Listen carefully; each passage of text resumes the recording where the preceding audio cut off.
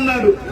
అన్యాయం జరిగింది ఎప్పుడంటే 2024లో తెలుగుదేశం పార్టీ చేస్తుంది చూడు, అప్పుడు జరుగుతుంది అన్యాయం అని చెప్పి తెలియజేస్తా ఉన్నా.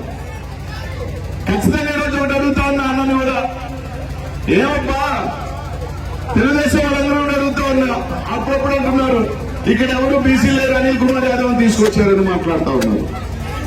ఏమబ్బా తెలుగుదేశం పార్టీలో ఇంకెవరు అభ్యర్థులు లేరా, వైఎస్ఆర్ కాంగ్రెస్ పార్టీని తీసుకొచ్చి మీ ఎంపీగా పెట్టుకున్నారు, ఇంకెవరు తెలుగుదేశం పార్టీలో మనుషులు లేరా?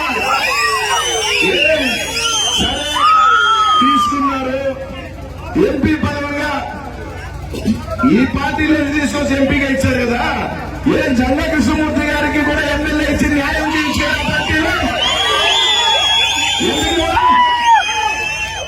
తెలుగుదేశం పార్టీలు అందరికీ అడుగుతా ఉన్నా, అక్కడి నుంచి తీసుకొని ఎంపీని మా పార్టీలో జనాలు గెలిపించిన ఎంపీని తీసుకొని మీరు టికెట్ ఇవ్వగా జంగా కృష్ణమూర్తిని తీసుకున్నారు కదా, మీరు ఎందుకు ఎమ్మెల్యే టికెట్?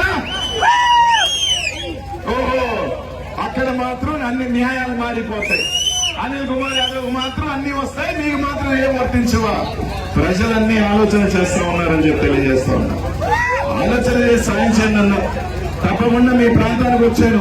గతంలో నేతృమూల జనార్దన్ రెడ్డి నన్ను గెలిపించినారు, మేకపాటి రాజమోహన్ నన్ను గెలిపించినారు. ఈ రోజు బీసీ బిడ్డగా ఈ రోజు ఇక్కడికి వచ్చాను. మీరు దీవించమని ఆశీర్వించమని కోరుతా ఉన్నా ప్రతి ఒక్కరిని కూడా.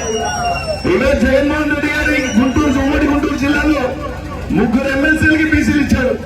యాదవ్ సోదరుడు గారు జనానికి ఇచ్చాడు, వడిరాజులకి యశ్వత్రమణకి ఇచ్చాడు, చేనేతకి సంబంధించి ఒక ఎమ్మెల్సీ ఇచ్చాడు.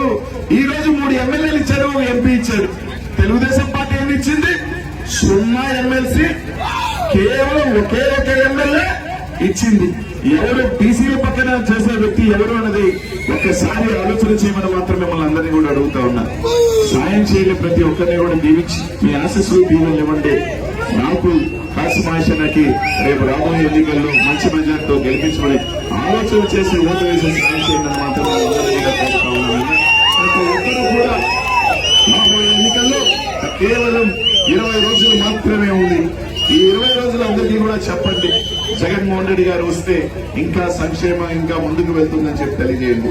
కాబట్టి మిమ్మల్ని అందరినీ కూడా ఇప్పుడు నాకు చెల్లెమ్మల ఘనతమ్మ అందరినీ కూడా పేరున కూడా మనస్ఫూర్తిగా కూడా కోరుతూ 2 చేతులు జోడించి మనస్ఫూర్తిగా అడుగుతా ఉన్నాను, సోంచి అడుగుతా ఉన్నానన్నా 2 రోజుల ప్రారంభంగా ఓటు వేయండి.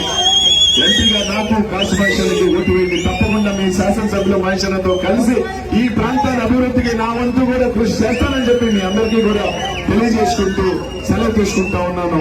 జై జగన్.